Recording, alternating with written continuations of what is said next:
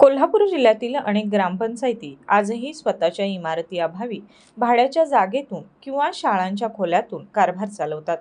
अशा पंचायतींसाठी बाळासाहेब ठाकरे स्मृती मातोश्री ग्रामपंचायत बांधणी योजना वरदान ठरत आहे। या योजनेअंतर्गत प्रत्येक ग्रामपंचायतीला 20 लाख रुपयांचा निधी मिळणार आहे।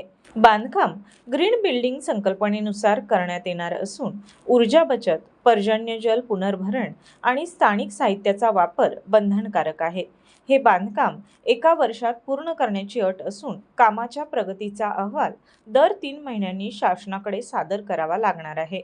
जिल्ह्यातील हातकणंगले, गडिंग्लज, भुदरगड, राधानगरी, करवीर, पन्हाळा, गगनबावडा आणि शाहूवाडी या तालुक्यातील 30 ग्रामपंचायतींना या योजनेतून नव्या इमारतींची मंजुरी देण्यात आली आहे।